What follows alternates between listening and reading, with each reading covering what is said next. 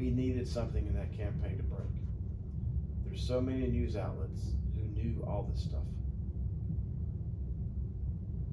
and they chose not to report on it. Well, I guess my question would be, now obviously CNN has a lot of pull and certainly did their documentation and their homework regardless of whatever Mark Robinson says in his lawsuit. But there's presenting evidence and there's recognizing, reading, understanding, and acting on that evidence.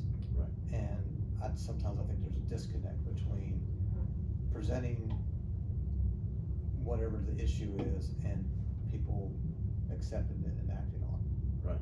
And it seemed like that might have been a challenge that you had. Yeah, and because in Republican primaries, we don't have elections. We have selections, followed by elections. You know, when you're, Michael Watley, Jason Simmons,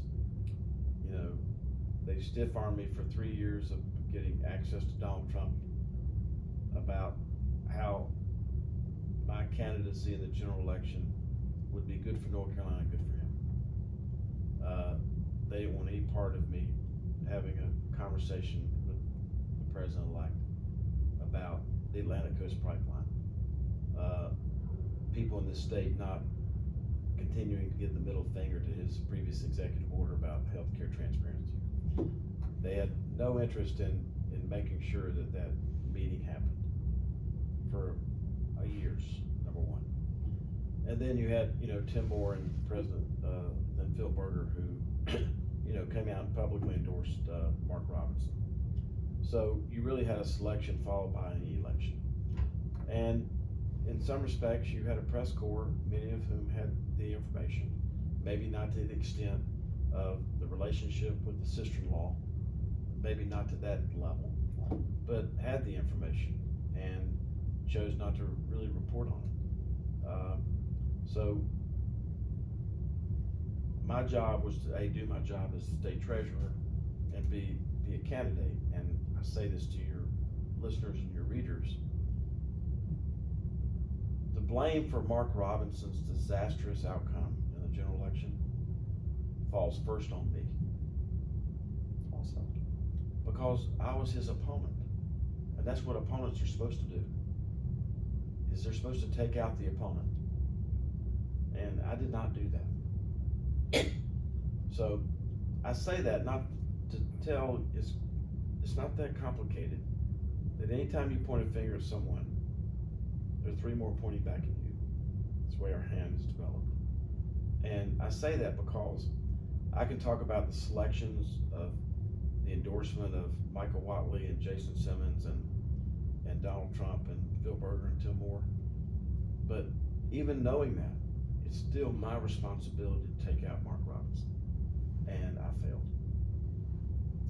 I think that kind of goes back to the previous point I was trying to make, is that it's one thing to provide people, I guess it's like the old analogy, you can lead a horse to water, but can you make them drink? Right. It's, you can present the evidence and this is what's going to happen, and it's still not resonate, or it's still not, people, not necessarily people not taking it seriously, but there's a sense of inevitability if you get a Donald Trump endorsement, which obviously is not necessarily the case.